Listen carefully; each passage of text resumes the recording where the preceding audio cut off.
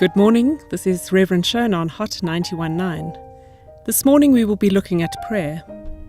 Now prayer is a vast subject, and so this will really be an overview as I explore prayer together with you, but I hope that in the end you will know that prayer is a wonderful gift, and in fact our prayer journeys are exciting. As I was preparing for this morning, I remembered a court case I read about several years ago. It caught my attention because it involved a nightclub owner and a church. The nightclub had opened up next door to the church, and the church had organised prayer vigils to pray for the nightclub to close down. One night, the club gets struck by lightning and it burns down. The owner sues the church, saying God answered the church's prayers.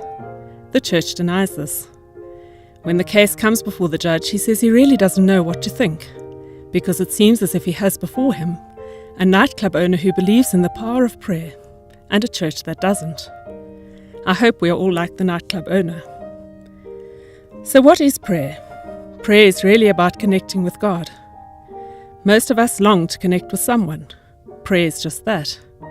A personal experience, an intimate connection with our loving God. A God who created the universe, who created us, and understands us, and who continues to create.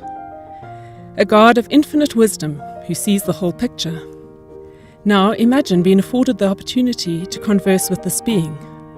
That is what prayer is. To many, prayer seems complicated, but I'm hoping this morning that we will all see that it can actually be really simple. Most of us have a friend or two in whom we can confide, and conversation flows easily.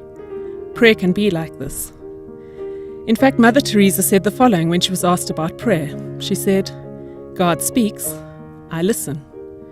I speak, God listens." Please note she starts with God speaking. We do need to allow space in our prayer life for God to speak and to answer. We need to be silent and still before God and wait on God, something which many find hard.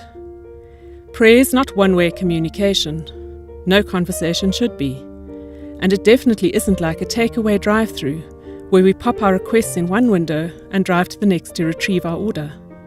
Prayer is about having a real relationship with God, a real conversation, and you and God may not always agree.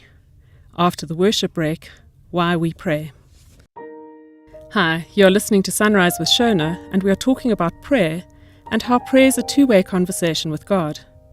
I want to briefly look at the question, why pray? Or perhaps, is prayer important? For me, prayer is very important and something we need to embrace as part and parcel of our daily life. Prayer helps us to connect with God, with the flow of God, and to move in the power of God. And I think we just need to look at the Bible, at Jesus, at the disciples, to see how important prayer is. There are more than 48 verses in the Bible on prayer. I encourage you to Google them. And to emphasize how important prayer was to Jesus and the disciples, in the Gospels, if I recall correctly, we only once hear the disciples asking Jesus to teach them something. And what is it that they ask? "Lord, teach us how to pray." Now I want to imagine for a moment that you are one of the disciples. You spent 3 years with Jesus, living with him, walking with him, watching him teach, preach, perform miracles. What would you have asked him to teach you? And what did the disciples ask him to teach them? They asked him to teach them how to pray. Why that? Because they had seen how important prayer was to Jesus. They had watched him spending time in prayer, and they had seen how prayer powered his life. In Mark 1 verse 35 we read, "Very early in the morning, Jesus got up while it was still dark and left the house and went to a solitary place to pray." Luke 5:16, Jesus often withdrew to lonely places to pray. Luke 6 verse 12, Jesus went out to a mountainside to pray and spent the night praying. The disciples had seen Jesus in prayer on many occasions, even when he was really busy, and they had seen that prayer was not only the powerhouse of Jesus' life, but also the basis of his love relationship with God. It was the source of Jesus' passion and power and comfort and strength. And the prayer Jesus teaches them is what we call the Lord's Prayer. Maybe soon we can look at the Lord's Prayer in detail, but for today, if you have time, I would suggest you spend some time reading the prayer and reflecting on the meaning of the different sentences. Maybe you could read the prayer through a few times, slowly and aloud, and see if a word or sentence resonates with you. Hold this word or sentence in your heart as you sit before God in silence and allow God to talk to you. I've found this very edifying on many different occasions. When we continue after the worship break, we will be looking at how we pray. Good morning. This is Reverend Shona, and you are listening to Sunrise with Shona on Hot 91.9. This morning we've been focusing on prayer. What is prayer, and is prayer important? I shared how the disciples who were journeying with Jesus, living with Jesus, watching Jesus, recognized how prayer was the source of Jesus' wisdom, joy, peace and power, and so asked Jesus how to pray, and he taught them the Lord's Prayer. I would now like to look at how we pray, focusing not on techniques. There are too many to cover this morning, but I would like to focus instead on our attitude and what Jesus says in Luke 11 about prayer. In this reading, as I understand it, Jesus tells us that we should pray shamelessly, persistently, and expectantly, especially for me around the area of the growth of our relationship with God and our understanding of God. Why do I say shamelessly and persistently?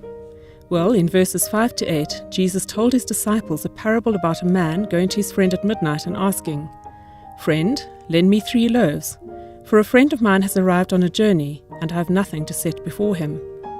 The man responds negatively, saying that his household is asleep.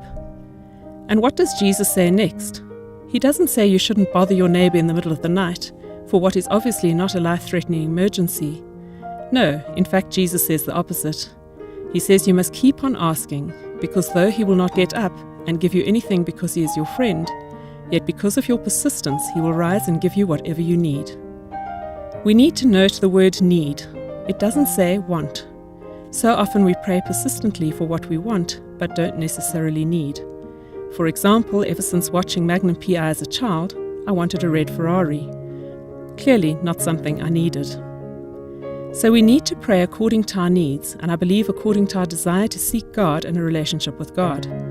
Jesus goes on to say, "Ask and it will be given to you. Seek and you will find. Knock and it will be opened to you." In fact, perhaps a better translation would be, keep on asking, keep on seeking, keep on knocking. An invitation for us to continually seek God in prayer. And so Jesus calls us to persistent prayer. He also calls us to pray expectantly, trusting that God will meet us in our needs. In conclusion, I want to say that prayer is a journey. The more we do it, the more time we spend in prayer, the easier and better it gets, as with most relationships. It's about having a real relationship with God, and it can be fun and exciting. Through prayer, God reveals more and more of God's self to us. Enjoy praying this week, and remember it is about far more than asking for worldly things.